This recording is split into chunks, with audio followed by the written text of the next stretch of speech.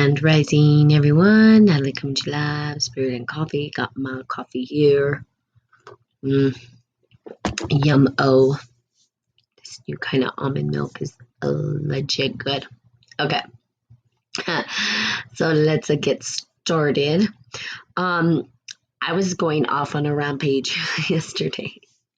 And rightfully so, talking about the sacred feminine and how the sacred feminine is sort of starting to speak to us, talk to us, give us some clue as to how to move forward, how to support one another, how to heal internally, how to, I would say, bridge the gap between the masculine and feminine.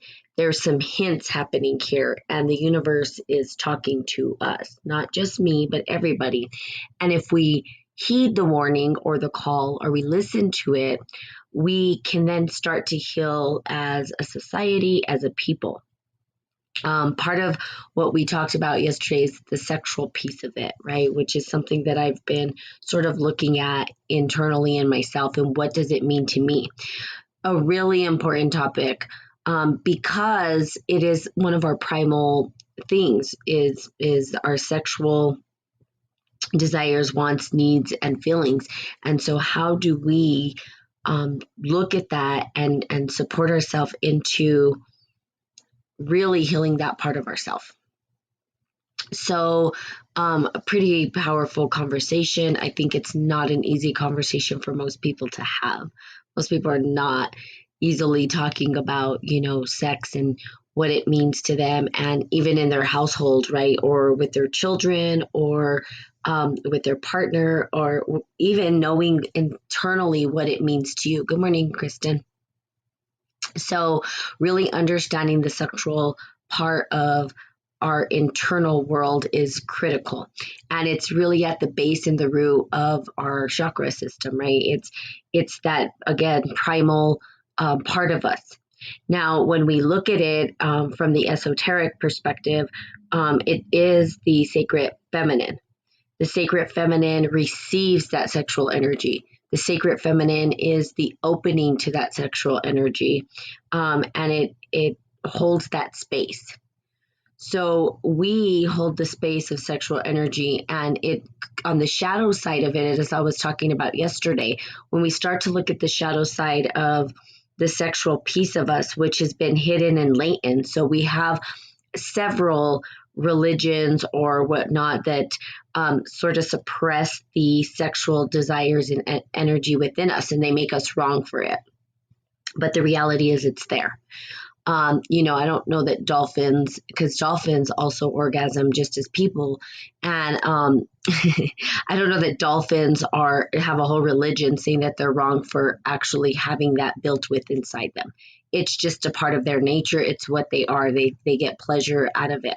So how do we start to have those conversations and dialogues to heal that sexual energy so that it's not showing up in the shadow form?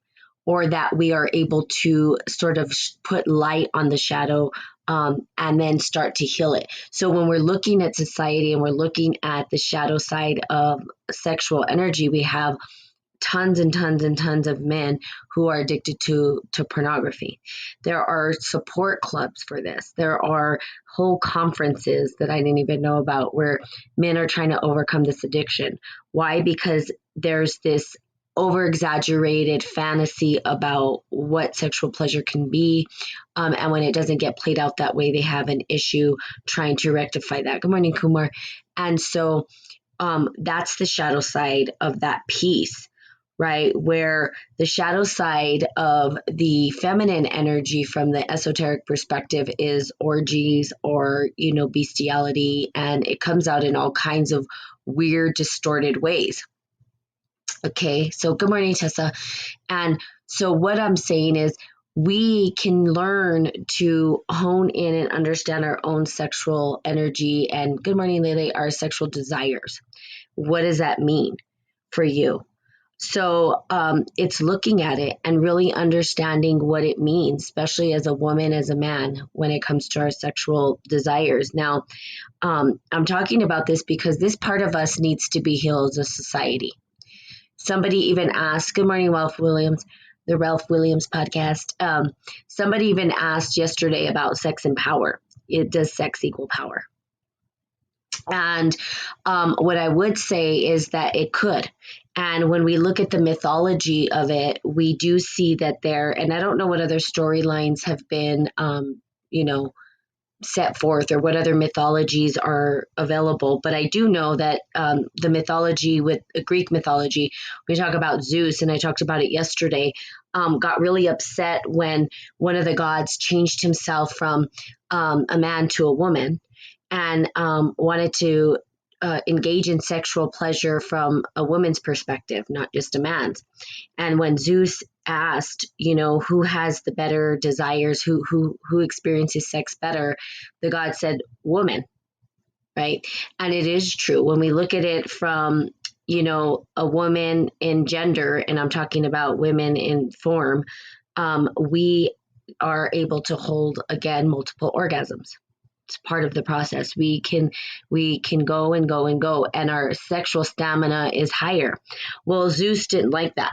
He was pissed. That pissed him off, and he said he damned and condemned the god. And perhaps I'll read that mythology for you guys eventually. And he was pissed, and the rise of patriarch came because of the power. Well, if sex equals power, and it could.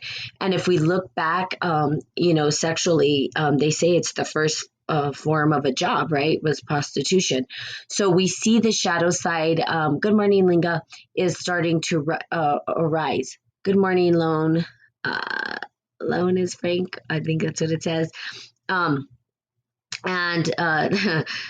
And so we see that there's a rise of this, and we see that there's a big shadow being cast in the sexual arena. Things that are so distorted that it's almost disturbing for me at times to think about. But if we healed those parts of us and we were able to talk about our sexual pleasures and desires from a healthy place, we wouldn't have to see the shadow side so far, I don't want to say removed, right, from what it could be. And so we can look at it and say, we are continuing from yesterday. Yes, we are, because sex is a huge thing. Sex doesn't get talked about, and it's important that we talk about it. So I would say, how do we begin to heal our sexual desires? How do we understand what that means for us? Well, again, nobody's talking about it. I mean, they do, but if they do talk about it, it's like, it's the extreme. It's like one extremity to the other. It's like you're a sinner, you're going to burn in hell for having sex, unless you're married, all the way to these bestiality, having weird, distorted kind of, I don't know what happening in the sexual world, right? There's all these things happening outside in the sexual world that we don't even know about. I don't know about. Maybe you guys know about it. I don't. But if we start to look in ourselves and heal our sexual desires and understand what it means for us, then we can start to heal those distortions. We also have some pretty disturbing stuff like children, right? The sex trafficking issue that we have. It's a distortion. There's this thought process. If we go back in time and we look, it was okay to have kids as sort of a sex slave. And we see it. Young boys, right? They would castrate them. They would keep them for their self, and just this weird thing that was going on. And instead of looking at it and saying, how do we create a healthy sexual understanding of who we are? So how do we begin? Right? It's understanding who you are, what your desires are, what your needs are, and really honing in on that. My first time here. Haha. Okay. Seriously, she's great. Oh, thank you. This place is my jam. Oh yeah, thanks. Okay, let me see. How are you, Ralph? Okay, good. That is amazing. That's funny. Yeah, I'm talking about sex because I need to understand it just as I think the world does, and it's going to help us heal the sacred feminine, at least the shadow side of it. So looking at it, what are your sexual desires? How do you communicate it, and how do you talk about it? How do you begin to have the conversation? Well, if you're in a marriage, that's something that you guys should be talking about.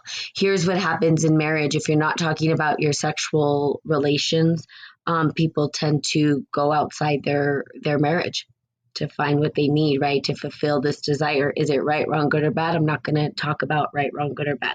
Talk about what is. What is that that's what happens. If someone has a higher sex drive in the relationship and they don't feel fulfilled by the individual that they're with, they're going to go outside. That's typically what human behavior does, right? There's this desire. It's like a craving or a sensation. So I'll give you an example with food, because food is the same thing, right? We can be one extreme in glutton and want to eat everything. And that's the same thing as wanting to have sex all day and being in lust. Okay. So yesterday, I mean, I couldn't satiate my chip. I wanted chips so bad. And I'm on this whole eating regimen, trying to stay, good and healthy and all this stuff. And I gave it. I went and got chips and I said, I need to have it. I'm just going to have it. I'm going to satiate, right? And I did. That's human behavior. That is the mind. Sometimes it's feeble and sometimes we give in. When we're talking about sexual relations and partners, right? If someone has a high sex drive and the other one doesn't, they're looking for satiation, typically they're going to go outside the marriage. And then we see what happens is, then we have what you call adultery, and the people are, sleeping, and then it's a big issue. Rather than having the conversation with your person, which is where it should start. If you're in a relationship with someone, start with the conversation with your relationship. Okay. Let's see. I'm still confused about how to undo the horrible introduction I got to sex in my earlier years. So do you think talking about it more, going to stop sex trafficking? I say lay down, put up, and shut up. Okay, what is that wrong? Okay, I'm listening truly. Okay, no, it's okay, you guys. I understand. We do this, right? We do this thing where we joke about it because we've been made wrong for it. So it's kind of hard to get serious about it, and sometimes sometimes it doesn't have to be so serious. But when it is, it is when it's going to hurt a marriage, or it's going to break things up, or it's harming another, or people are doing these crazy acts of like sex trafficking. I think talking about it more, I don't know that it'll stop sex trafficking, but I think that it'll heal some of the perpetrators, and maybe allow for an opening or a healing to happen. I certainly wish that could stop. I wish I could stop all of the weirdness, but it's really starting with the conversation. So how do you sit down and have a conversation with someone you love, right? About sex. How do you? Let's say you're in a relationship. It's been a long time. Okay. And you don't really know how to talk about it because why? Because you're afraid, you're scared. You don't want anyone to feel bad, but it's important. This is where authenticity comes in. This is where courage comes in. This is where we're able to sit and talk. And I've had some people even tell me that they have been addicted to pornography and that they're trying to get over it and stuff like that. When people can talk about what's coming up for them, we do start to heal from it. It's just we have to be able to talk about it in a safe space. Now, some people say, well, I can't really talk about this with my wife or my husband, or they're going to totally divorce me because whatever. So how do you start the conversation? You've got to really understand who you are as an individual. You've got to take personal responsibility. And when you do, you're able to talk about it from a place of personal responsibility instead of, sort of blaming and shaming other people. So it's really getting clear about who you are, what are your needs, what are your desires. Now, I'm not saying that you have to be all consuming, okay? But at least be aware. Be aware of what's coming up for you in terms of that. Okay, seriously, let's see what it says. You guys are going off here. I love it. Okay, let's see. Are you Catholic? Let's see. That can be a really difficult place, though, to leave it. Stay in the sanctity, I can't even read, of marriage if you can't make that work, even after discussion. Plenty of people I know have been here and even me at times, yes, yes, Kristen, then is your problem. Okay, seriously, great observation, Christian. All kidding aside. Okay, so yes, it's hard. So then how do we deal with it, right? Because on one spectrum we have individuals who are say, I believe in monogamy. I don't believe in someone going out and sleeping around. That's not okay. And that's it. I'll end the relationship, the marriage, whatever. And then you have other people who are like, let's just have fun and be swingers and do whatever we're going to do.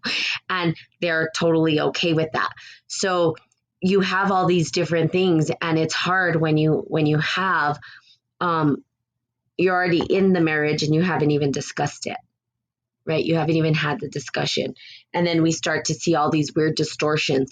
Even in religion too, they don't talk about it, right? I was raised Catholic, and I'll tell you what, they told me to burn in hell, right? You have to be married, you have to be or you're going to be a sinner, right? Or whatever, and you're going to burn in hell, and this and that and the other. So people go off getting married left and right, just so that they can actually play into that sexual desire or pleasure, but end up with a partner who's not necessarily as maybe sexual as they are, vice versa, right?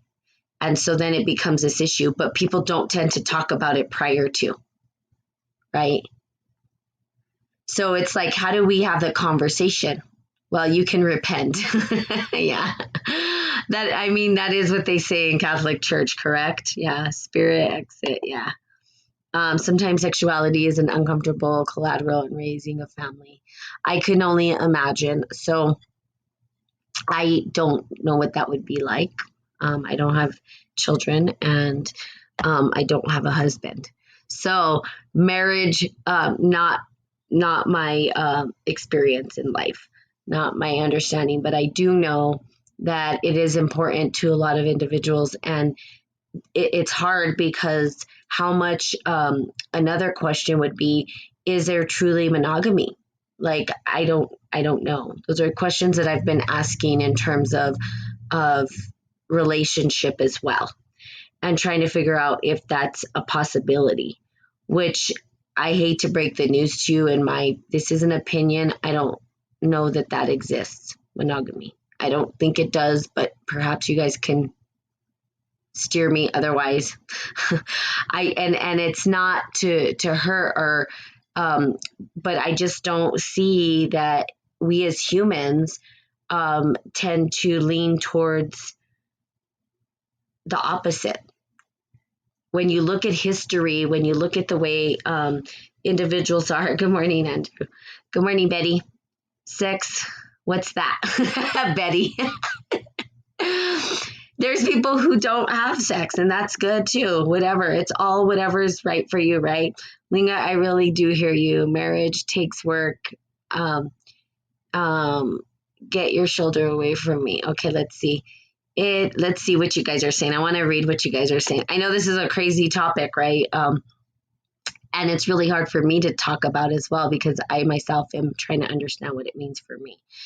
It is, but there's only so much time and energy available for everyone to care for self and family dependence. So tell me what you guys believe about monogamy. Said, haha, I was dedicated to my marriage, still ended. So there you go. Marriage ended. I don't know, it's a good thing. May I call Ralph Williams? You know what? Let's take a caller. Let's get you. I think, Ralph, you've asked to be on here. Go ahead. Let's see what you got to say. I'm going to invite you into this one. Okay. Hey, what's going on? Hello. Good morning. Good morning. How are you? Oh, good morning. Has a story on sex. Okay. So Ralph, Linga says Ralph has quite a story on sex. So what do you have to, first of all, let me ask you this. Oh, okay. First of all, introduce yourself. Let's do that. Let's start there. My name is Ralph William. I do a podcast, Ralph William Podcast. And yeah, that's it. I don't know what else you want to know. Okay. Okay. And so what is your podcast about? Is it about anything we're talking about? Not at the moment. I used to do a Okay. show called Sex Talk with Virgin Ears, Oh, which well, is there you pretty go. That's much, why you wanted to call in. Okay. yeah. Okay. Well, I wanted to call in to ask a question just to just Okay. to make sure I got the question right instead of putting it in text. Okay. Go ahead. What is it? Uh, so the main question that I wanted to ask is the because we maybe not you specifically, but people like to use a lot of historical things when it comes to sex, and it seems like they use, oh well, because we were brought up to not be monogamous or whatever, or we used to have children as slaves. That Hmm. I'm not saying that that's what you're saying, but what I'm saying is that they use that. Like, is there a? My main question is there a line when it comes to sex that it's right or wrong? Because if we're saying that this is something that's been done many years ago and people still practice it today, does that still give it the same leeway, that it's right? If you understand Oh, what I'm trying okay. to ask. I do. And I never say anything is right, wrong, good, or bad here. Okay, so from this podcast perspective, right, it's based in spiritual alchemy. Spiritual alchemy being that we use everything that is available to us to transmute, transform into wholeness, into goodness, into transcendence of the soul. When we're talking about sex, there's a shadow side to it. Does it make it right, wrong, good, or bad? No, it just is. Now, for my own personal opinion, I don't think it's an excuse, but it's an opportunity to look at it and view it and see where we make mistakes so that we can fix them. There are consequences to either end of it. So the consequences being if we think that, oh, historically, oh, yeah, well, we had, these children and this and that and the other, there were consequences to that. And there were clues as to why nature went against that and said, nope, that's probably not the best way to do it. There should have been a lesson in it. But we as humans are so stupid. Sorry, I'm just going to put that out there that we continue to repeat the same patterns to our own detriment. So there's no right, wrong, good or bad again. From a personal perspective, it's horrific. I don't agree with it at all, and I don't believe in excuses to say, oh, this was a past thing that happened, so it's okay now. It's not okay, in my personal opinion. From a spiritual alchemist perspective, it is a useful tool for us to transcend the soul. So when we look at sex, right, if we dissect it and we said, well, okay, well, let's look at sex and let's look at the shadow part of sex. What is it telling us? What are we learning from it? How are we healing from that process? So that's really what it's about. How do we heal? How do we start to have these conversations so we can heal? So that we can open it up and we can say, yeah, that's probably not the best course of action. But there's things like tantric sex, right? Where tantric sex really is the opportunity for us to use that sexual energy and actually do something powerful with it, something that's meaningful, something that can give back to humanity. Who So the first other, practiced go ahead. tantric sex? Part, go ahead. Who first practiced or started tantric sex? I would say Indians. I Okay, would say it. Go ahead. so in terms of if it being Indian, Uh-huh. and I'm thinking from their culture, it's okay to marry two young couples. So, but in our culture, at least here in the West, it seems like it's not right to have someone being 30, 40 years old and be married to someone who could be 12 or 14. Mm-hmm. So, and the same thing it goes with there are some laws in the states where some I don't know why there should be a law, but there is a law where the certain sexual acts are illegal. So Mm-hmm. like that's what I'm trying to figure out. Like, how do you draw the line between you know what's really wrong and what's a cultural based thing? You know, that's what I'm getting at. Yeah. So here's the deal. I don't write the law. I write my own law.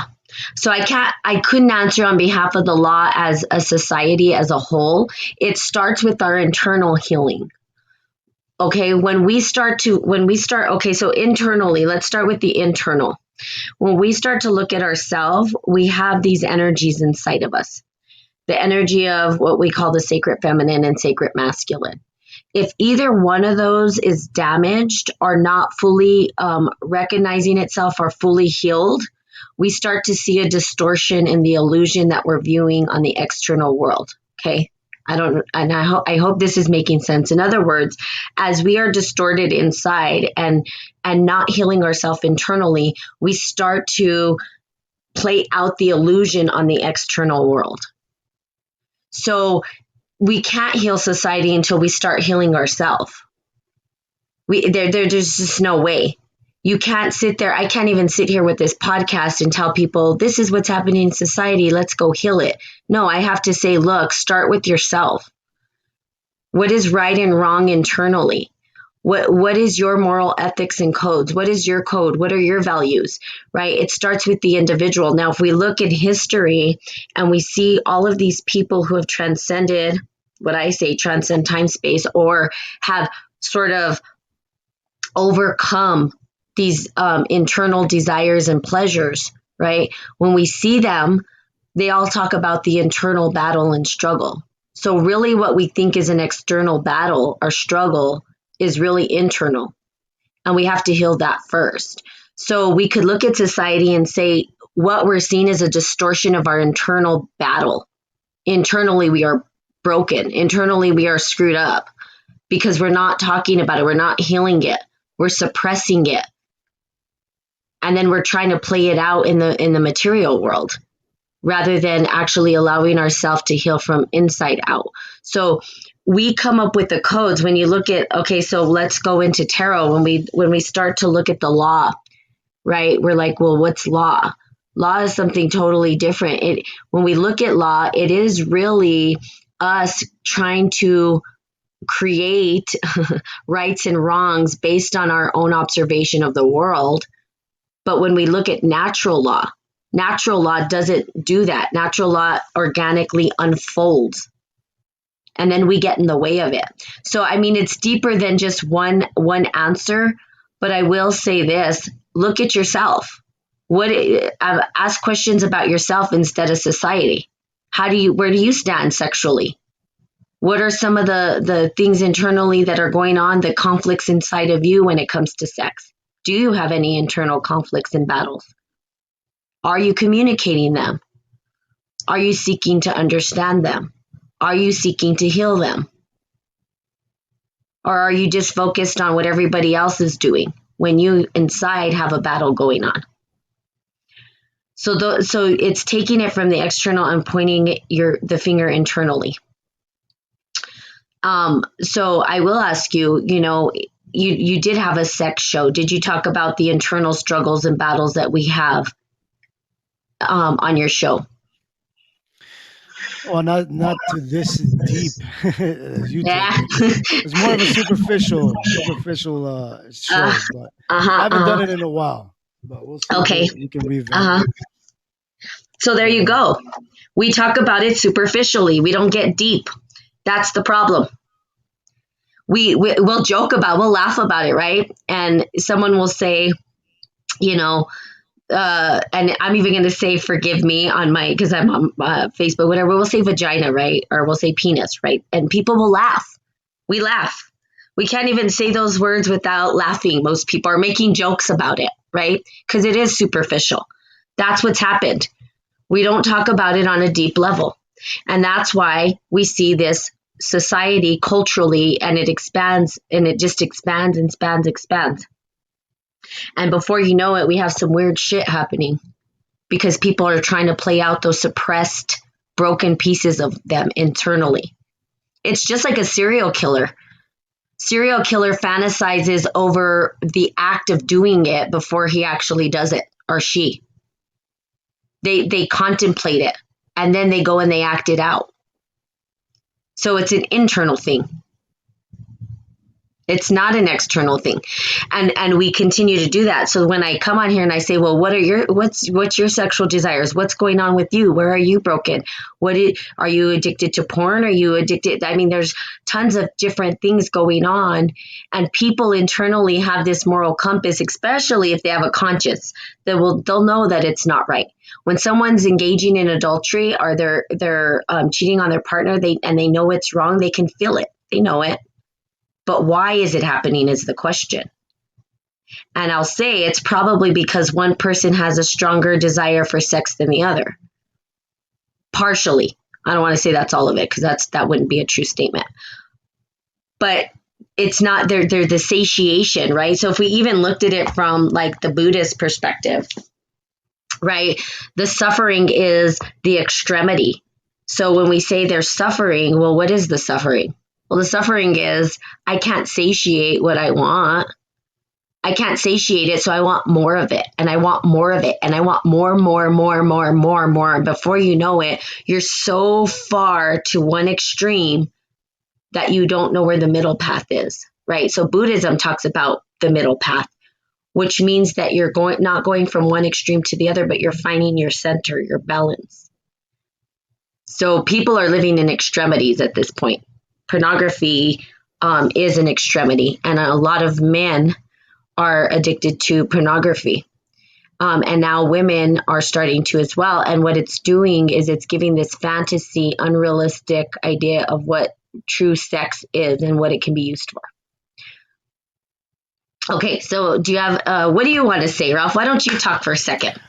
No, I think I asked a question and you answered it eloquently. That's fine with me. But thank you for having me. I greatly appreciate it. Yeah, well, you come on anytime, and you could, if you have any insight, do you have anything you want to say on your end? I mean, at all? Any insight? I mean, from what you're saying, it is correct. Like you need to look at yourself in order to you need to fix your own house before you talk about your neighbors' houses. So I get that point. I just try to find like what is the because people like to take certain ideologies and think that it should be universal, and a lot of people might use that as an excuse to Mm-hmm. say that Yep.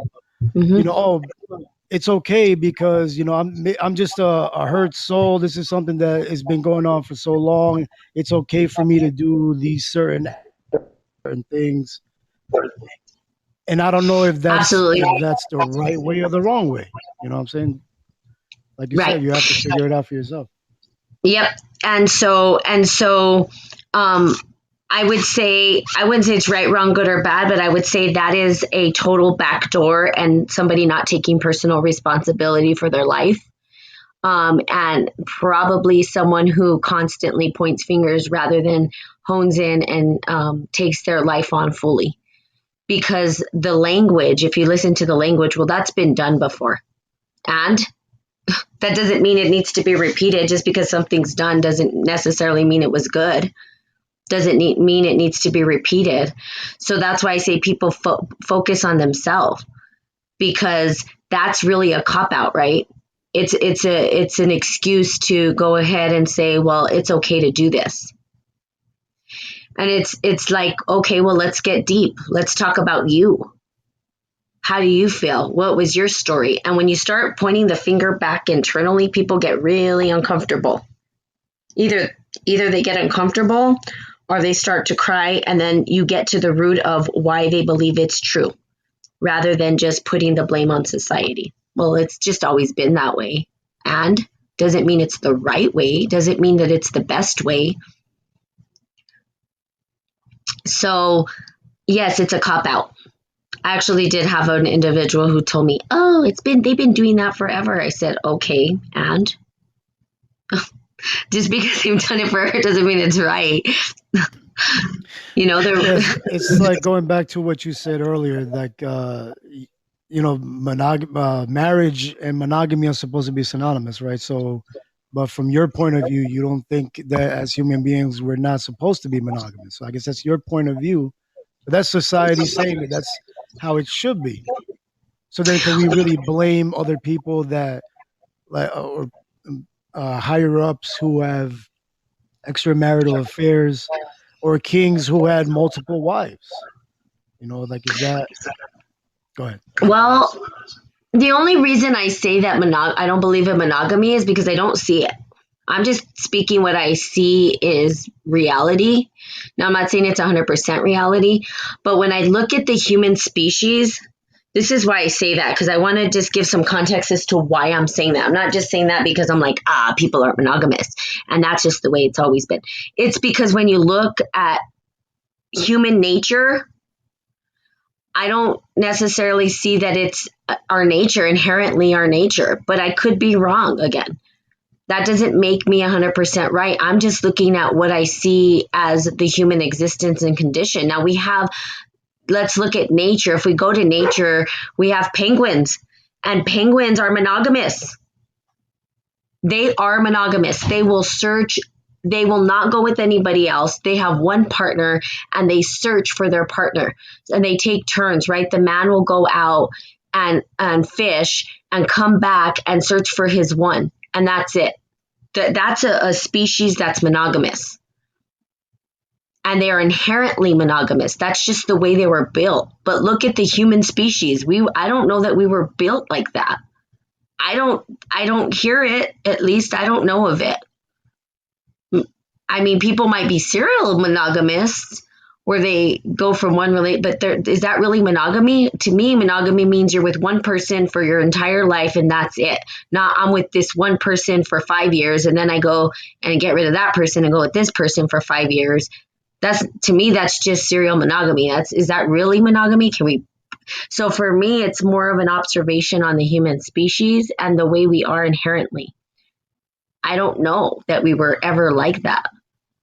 Maybe we were. Maybe y'all can tell me something different. But when I view the world, I don't see that happening. I don't see us being penguins, right? I see us as cats or dogs. They sleep with whoever. I'm not saying we're cats and dogs, but I don't know where the monogamy in our species exists. Maybe it's there. I don't know. And maybe I'm wrong. But I don't know. What is your opinion? Tell me what you think. I mean, if you want to break it down to like the Neanderthal times, like if we were all like fight or flight situations, I guess it would be monogamous because of what's that word?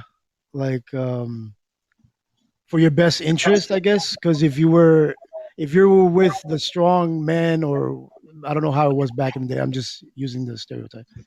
If you as a couple were with a strong man that was able to hunt and gather, it would Yeah. be monogamous because he would be the best provider for you and your offspring. If you were in a cave or however the situation was back in the day.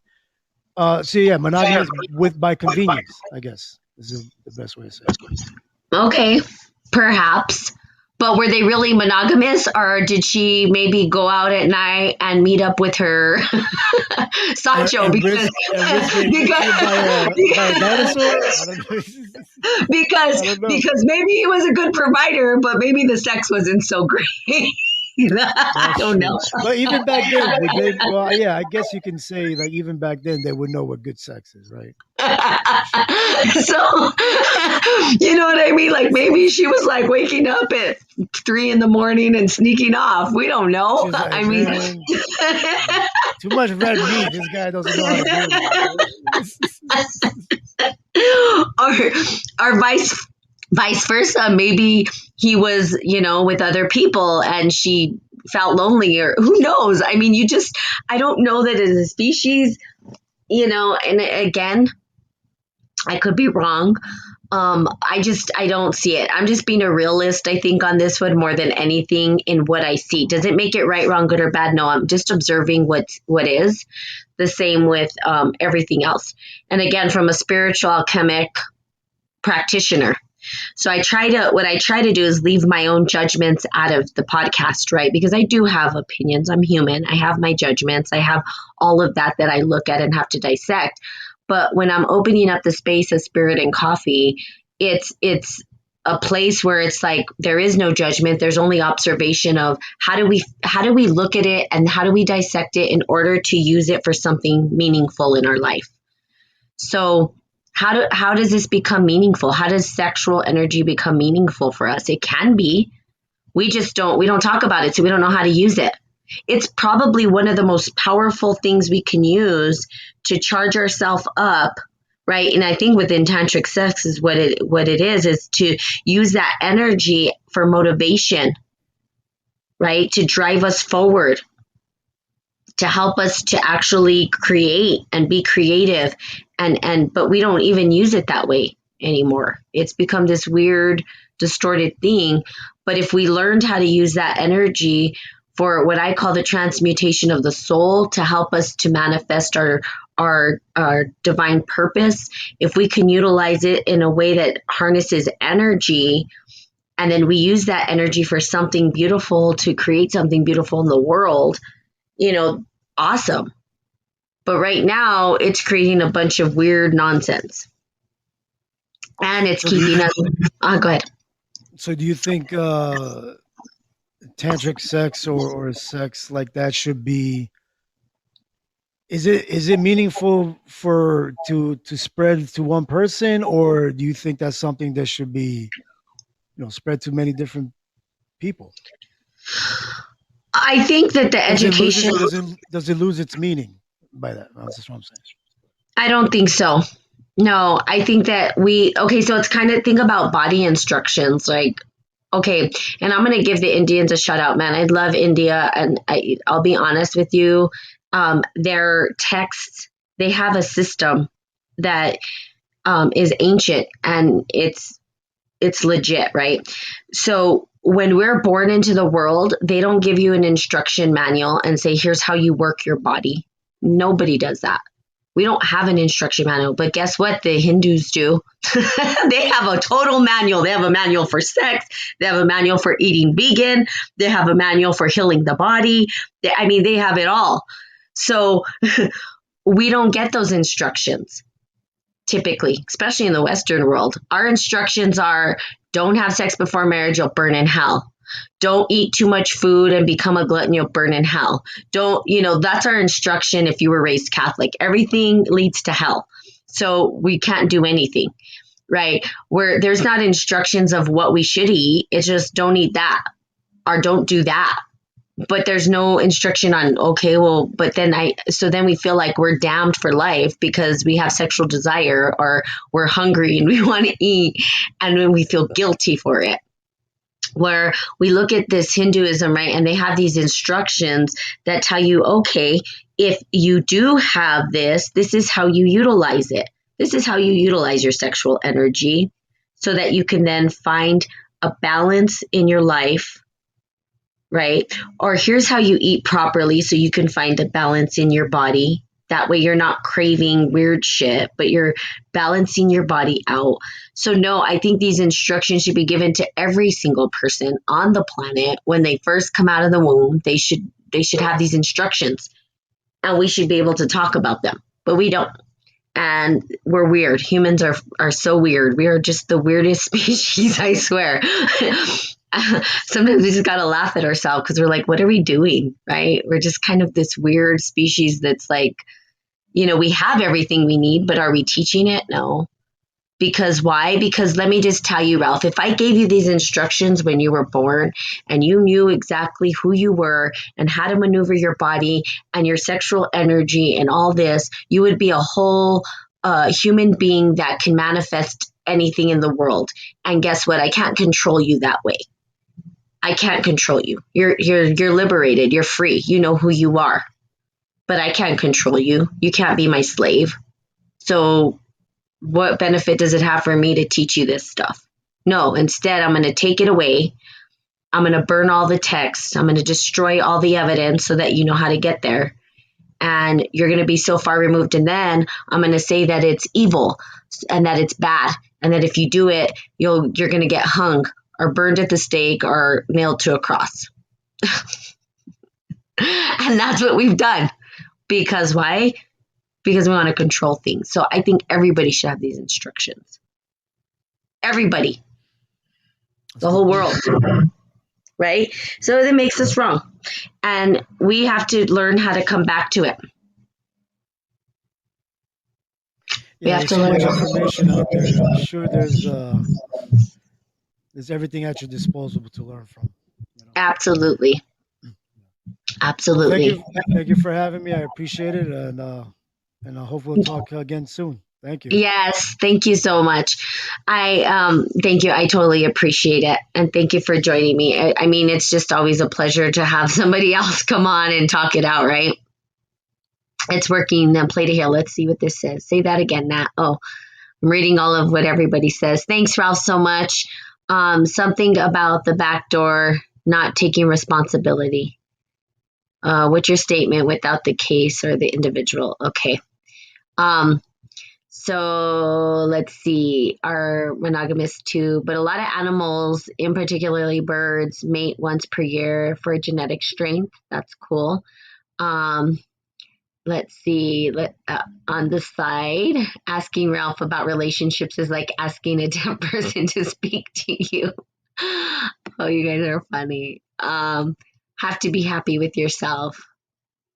Catholic too. Let's see. I'm reading all of your comments here. I don't think Indians love Indians. They live pretty bad. Went to college for a degree in communications, yet still can't walk up to a girl and ask her for her number. Aw, not how to use the bathroom. Mahabharata, very single human emotion, yeah, known to man. Heaven and hell is just made up construct. Yes, Alpha Mike, thanks. Indian also have 500 different gods. Yes, they do. Uh, probably more. It's called parenting. Okay. I like Spirit and Coffee, but I can't listen to Ralph after 23 years. He just spits out bullshit. Oh, okay. What do you believe in? Laughing my ass out. Okay, what do I believe in? I don't know if you're still here, CT. Um, it so I do have a belief in a higher creator universe, whatever you want to call it. Obviously, I can't say that I created all this. I wouldn't take responsibility for creating this entire planet, so something did. Something manifested us. So my belief is that power is giving before it takes. Also believe in spiritual alchemy. And it's not really a belief system. Spiritual alchemy is a process. Okay, not a religion, it's a process. And it's a process that helps us to remember who we are and bring us into our divine self. Now, spiritual alchemy is every topic under the sun, to be honest with you. That's what I love about it because we use everything. We don't leave anything out. So it's not a one sided thing where it's like, oh, you just got to be happy. That's not true. We're not always happy. That's bullshit. Someone says, I was happy my whole life. They're lying. They had some kind of trauma, some kind of something happened to them. We live in this goulash of suffering, but we have the ability to overcome it and transcend it. And so that's really what this is about. How do we overcome these shadow pieces of us or the uncomfortable pieces? And then also, how do we celebrate the light, the good stuff? So, what I believe, and I could go on for days, of course, because spiritual alchemy, man, it's huge. Just go look it up. And every chemistry arrived or derived from spiritual alchemy. And every single guru that you could think of, every enlightened being, whatever you want to call it, prophet, teacher, was an alchemist, spiritual alchemist. So pretty powerful stuff, and trying to revive spiritual alchemy into the world, right? And teach people. And so there's nothing, hello, Tulin.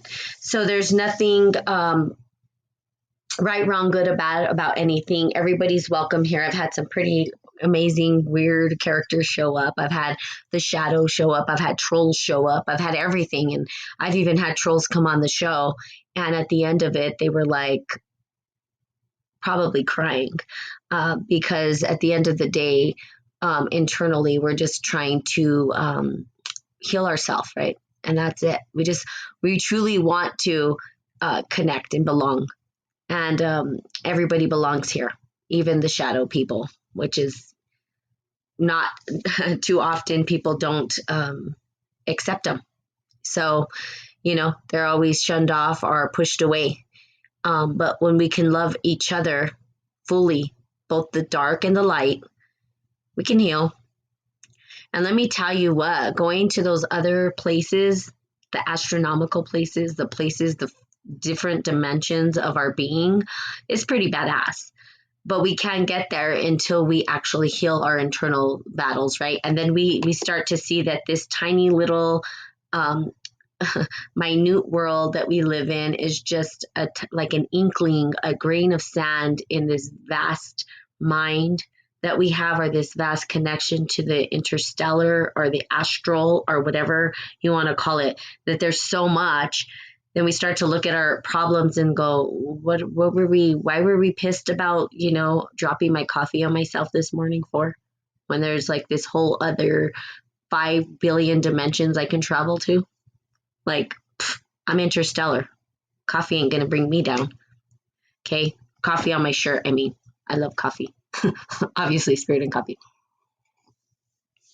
Okay, Kristen, can you talk about shit? You got, let's see, grow up. Catholic guilt, spirit, and interstellar. Yeah. Yin yang, yes. Yes, it truly was a traumatic. Yeah. Okay, so there you go. All of us have been fed shit for sure. And people love, obviously, this sex thing needs to be talked about, and really hits a string and a chord for people. And continue to talk, because I'm really looking at myself and trying to understand what that means for me as well. So on the journey too. So again, another thing that I will have you guys know is that I'm a practitioner of the work. I don't just talk about it. See, I tell people, be very careful about who you follow, because most people will talk but not walk. And an alchemist, a practitioner of spiritual alchemy, is a walker and a talker sometimes.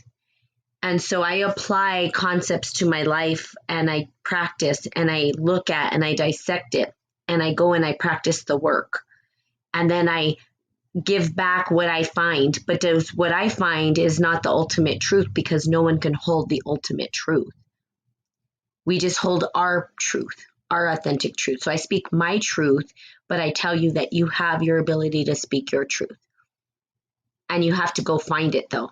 So you've got to be the practitioner. That's why it's practical use of esoteric wisdom, because there's a practice there. You have to go out and practice it for yourself. So I'm in the practice of understanding, what does sexual energy mean, and how do you work with it, and how do you utilize it?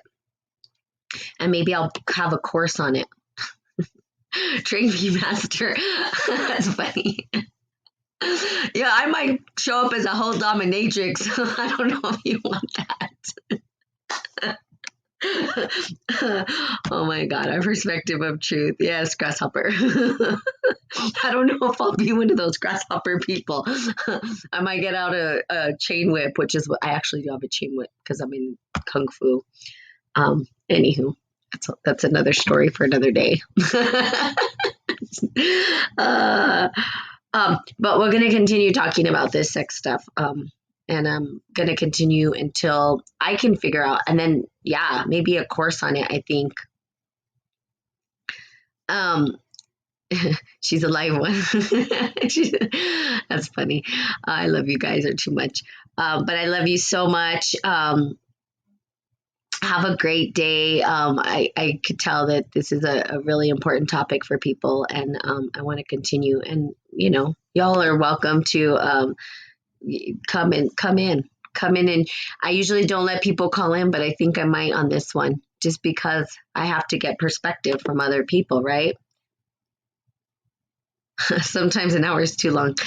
I used to go on for hours, actually, when I first started my podcast. And then my friend said I go too long. I need to shut up because I have a lot of words to say.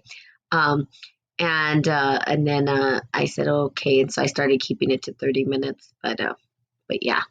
So, and then I got to, there's a lot in this. There is a lot in this. So tomorrow we're going to continue our sex talk. And we're going to get real, and we're going to laugh, and it's going to be awesome, right? And people, if they want to call in, y'all can call in, and we can dissect your sex life. Well, let's do that. I'm just kidding. Don't let it be about me. Let's talk about you guys. What's going on in your sex world? All right. I am going to go. You guys have the most magical day ever. Dig deep, go look at Tantric 6, go read up on it and see what that does for you. See if it gives you some insight. And, uh, and see how that feels, okay? So I love you guys. Have a great day, and I will be seeing you all tomorrow. Bye bye.